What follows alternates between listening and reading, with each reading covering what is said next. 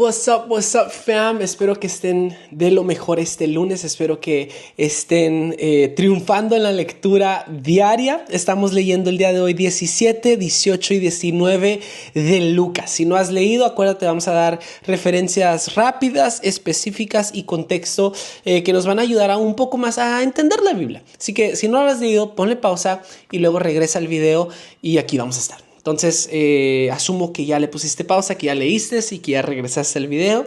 Quiero hacer esta referencia rapidita. Vemos que en el capítulo 17, 18 y 19, lo que podemos aprender de acá es de que nos habla acerca de la humildad, mayordomía y cómo la riqueza puede afectar nuestra relación con Dios. En el capítulo 17, de entrada, están teniendo los discípulos y Jesús una conversación, una interacción, y están hablando de algo muy específico. Están hablando del perdón y de la fe, y me encanta cómo el perdón y la fe siempre irán de la mano. Pero también están hablando acerca de la tentación, y te leo. Dice, siempre habrá tentaciones para pecar. Pero ¿qué aflicción les espera a las personas que provocan la tentación? Ojo, siempre habrá tentaciones. La tentación no es pecado. Debemos de recordar que nuestra humanidad, nuestra naturaleza es pecaminosa y el diablo siempre buscará tendernos una trampa para nosotros caer. Entonces, la tentación no es el pecado como tal, es la toma de decisión de seducirnos, o sea, de sumergirnos a esta tentación y cometer esta separación en nuestra relación con Dios. Entonces, la tentación no es pecado como tal, pero el ser tentación para los demás, cuidado, eso sí puede ser un pecado. Bueno, eso sí es pecado y eso puede ser algo muy feo. ¿Qué dice? ¿Qué aflicción les espera? Puede ser un hecho que cometamos, una actitud, algo, una cizaña, X o Y. La tentación no es pecado, pero el ser, el cometer, el provocar la tentación para otros, eso sí. Entonces, ojo, también en el capítulo 18, donde creo que vamos a pasar un poquito más de tiempo, vemos a un fariseo y al recaudador de impuestos. Vemos a dos hombres que están orando en el templo, pero solo uno de ellos es escuchado.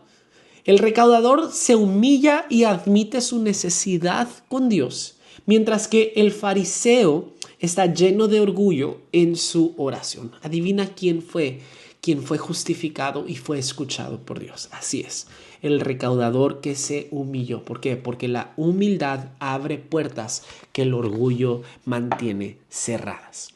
¿Sabes? Quiero que prestes atención a lo que Lucas está describiendo durante todo el libro. En el capítulo 5 había un banquete, una fiesta en casa de Leví, que era Mateo, un recaudador de impuestos. Luego, en el capítulo 7 hubo otro banquete, otra fiesta, que él era un fariseo. Ojo, nos recuerda que Jesús no nomás vino a salvar al pueblo judío, sino también vino a salvar al gentil. No solamente vino para el que pertenece ya, sino vino para el marginado. Ok, ¿por qué es importante esto? Aquí en el capítulo 18 tenemos a los dos. Tenemos a un cobrador de impuestos, la escoria para el pueblo judío, el villano para el pueblo judío, y tenemos a un fariseo, una persona que se le otorgaba autoridad, una persona honorable, el héroe para el pueblo judío. Y vamos a leer la historia que nos describe Jesús. Dice, dos hombres fueron al templo a orar. Uno era fariseo y el otro era un despreciado cobrador de impuestos. El fariseo, de pie, apartado de los demás, hizo la siguiente oración. Te agradezco, Dios, que no soy un pecador orgulloso, que no soy un pecador como todos los demás, pues no engaño, no peco y no cometo adulterio. Para nada, soy como ese cobrador de impuestos.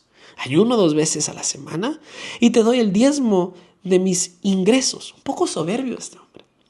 En cambio, el cobrador de impuestos se quedó a la distancia y ni siquiera se atrevía a levantar la mirada al cielo mientras oraba, sino que golpeó su pecho en señal de dolor mientras decía, oh Dios, ten compasión de mí porque soy un pecador. Les digo que fue este pecador y no el fariseo quien regresó a su casa justificado delante de Dios.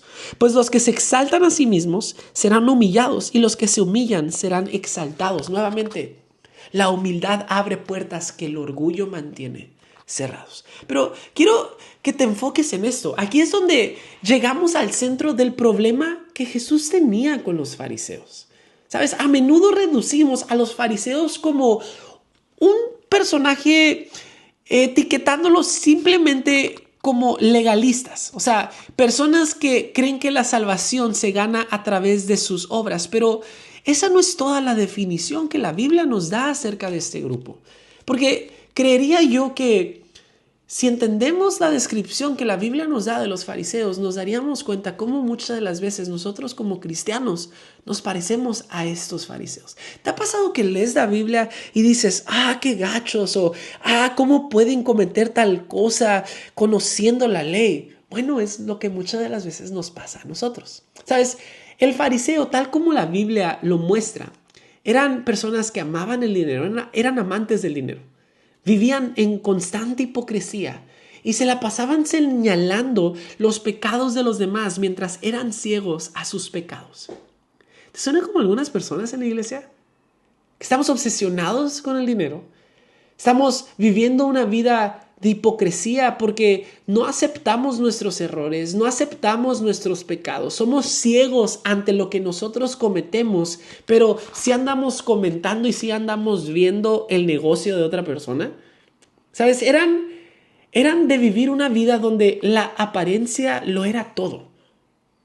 Era de vivir una vida donde las apariencias importaban más que la autenticidad. Era una vida donde el juicio reemplazaba la gracia que Jesús enseñaba. Entonces, Jesús no los confronta solo porque tuvieran reglas, no los confronta solo porque eran legalistas, no los confronta solamente porque pensaban que por obras se iban a ganar la salvación, sino Jesús los confrontaba porque sus corazones estaban lejos de Dios, estaban cerca a la ley, estaban cerca a la religión. Conocían muy bien las Escrituras, pero no conocían al autor de las Escrituras. Cumplían la ley, pero ignoraban el propósito de la ley. ¿Cuál es ese propósito de la ley, Josh? Bueno, el propósito era llevar a las personas al amor y a la misericordia que encontramos en Jesús. ¿Sabes? El peligro del fariseo no solo es un problema histórico, no solamente eran personas que se quedaban en ese tiempo. El problema es de que es un espejo para nosotros, lo cual nos obliga a hacernos estas preguntas. ¿Nos estamos enfocando más en los defectos de los demás mientras ignoramos nuestra necesidad de transformación? Te pregunto, ¿te estás enfocando más en el problema del prójimo más que la transformación que necesita tu alma en este momento, en tu espíritu, en tu mente, tu corazón, tus hábitos?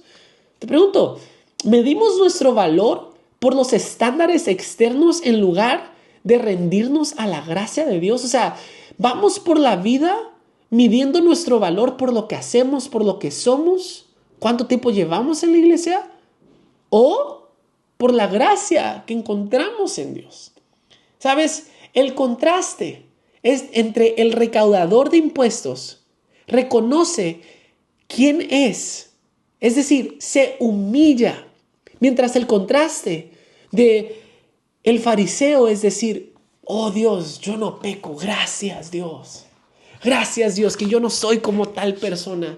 No, ¿cómo estamos abordando el trono de gracia? ¿Lo estamos abordando con humildad o lo estamos abordando con orgullo? Es una muy buena pregunta. Luego vemos la parábola del hombre rico. Vamos a leer rápidamente. Cierta vez un líder religioso le hizo la siguiente pregunta a Jesús: Maestro, bueno, ¿qué deberían de hacer para heredar la vida eterna? Y es una historia donde, bueno, te la voy a leer. ¿Por qué me llamas bueno? Le preguntó Jesús. Solo Dios es verdaderamente bueno, pero para contestar tu pregunta, tú conoces los mandamientos. No cometas adulterio, no cometas asesinato, no robes, no des falso testimonio, honra a tu padre y a tu madre. El hombre respondió: he obedecido todos esos mandamientos desde que era joven. Cuando Jesús oyó su respuesta, le dijo: hay una cosa que todavía no has hecho. Vende todas tus posesiones y entrega el dinero a los pobres, y tendrás el tesoro en los cielos. Después ven y sígueme.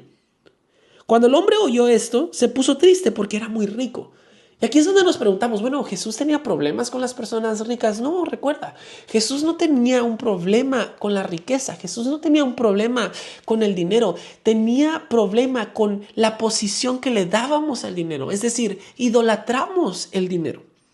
Entonces Jesús lo vio y le dijo, qué difícil es para los ricos entrar al reino de Dios. De hecho, es más fácil que un camello pase por el ojo de una aguja, que un rico entre al reino de Dios. Y tal vez ves este video y dices, oye, pues yo tengo dinero. No, pues ya valió, ya no entré al reino de los cielos. No, lee. Los que oyeron dijeron, entonces, ¿quién podrá ser salvo?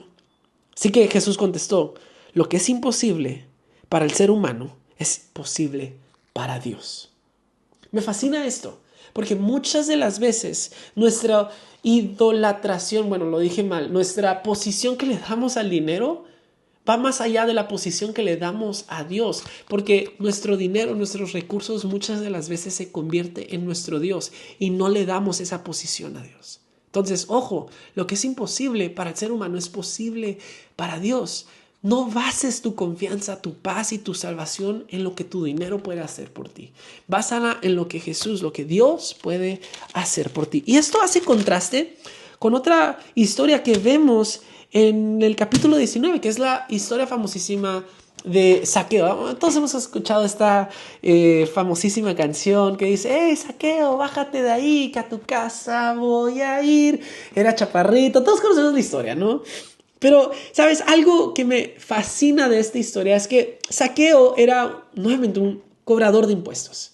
Era deshonesto, era un ratero, era la escoria del pueblo judío, ya lo sabemos. Pero Zaqueo, en esta interacción que Jesús tiene de ir a su mesa sin pedirle que cambie, Zaqueo toma la decisión de cambiar por sí mismo. Dice, voy a dar todo mi dinero, voy a regresar lo que he robado y voy a regresar más de lo que he robado. Da la mitad de sus riquezas y repara lo que Zaqueo había hecho mal. Su corazón cambia y su generosidad lo demuestra. Es lo que vemos a través de la historia. Pero lo que a mí me conmueve y me sorprende de esta historia es que Jesús en ningún momento le pide que cambie o que regale lo que tiene. En contraste a la historia que acabamos de leer. ¿Por qué? Porque Jesús no tiene problema con el dinero. Tiene problema con la posición que le damos al dinero. Así que Zaqueo decide cambiar por sí mismo. ¿Por qué? Porque cuando tienes un encuentro con Jesús, algo en ti cambia. Cuando tienes proximidad al Salvador, algo en ti cambia. Que nadie ni nada te tiene que decir que tienes que cambiar, sino que algo en ti dice, oye, necesito reparar lo que he hecho mal. Necesito redimir lo que he hecho mal. Y algo en mí tiene que cambiar porque no puedo caminar de la misma manera después de este encuentro hermoso que he tenido con el Salvador. ¿Sabes? Lecciones claras que me quedan del capítulo 17, 18 y 19 es de que Dios mira el corazón. No importa cuánto tienes. No importa qué tienes. No importa de dónde vienes. No importa quién eres. Si tu corazón no está rendido a Él, no importa. ¿Por qué? Porque nuevamente la humildad abre puertas que el orgullo mantiene cerrados. La humildad abre puertas. Los que reconocen su necesidad de Dios, como Zaqueo y como el recaudador de impuestos, encuentran gracia, mientras que los orgullosos no encuentran justificación, no encuentran gracia. Otra historia que me fascina es la historia del mendigo ciego. Dice que este hombre estaba batallando ya con esto por varios tiempos. Dice que Jesús pasa por ahí, que escucha que Jesús está pasando y que este hombre dice, esta es mi oportunidad. Que levanta la voz y empieza a gritar, Jesús, Jesús, ten compasión de mí. Pero sus amigos, todos los que lo rodeaban, le decían, cállate, ciego, cállate. No te va a hacer caso. Pero algo en el ciego sabía que la persona que estaba pasando, la persona que Jesús era la respuesta que él necesitaba, era el milagro que él necesitaba. Así que en el verso 39 del capítulo 18 dice, sin embargo, él gritó aún más fuerte, Hijo de David, ten compasión de mí. Te pregunto, ¿qué tan necesitado estás de tu milagro? Tanto para no hacerle caso a las voces externas que nos dicen, cállate, no vayas, no sirve de nada creer en esto. Bueno, ¿qué tan necesitado estás de tu milagro? Que nadie ni nadie te desanime de lo que Jesús puede hacer por ti, porque te sorprendería. Tal vez estás ciego y puede abrir tus ojos. Tal vez necesitas algo y en Él está la salvación y en Él está la respuesta. No dejes que nadie te diga lo que Jesús puede o no puede hacer. Con eso te quiero dejar este día, Lucas 17, 18 y 19. Espero que te haya servido este poco de contexto. Medita en las preguntas y nos vemos el día de mañana. Dios te bendiga.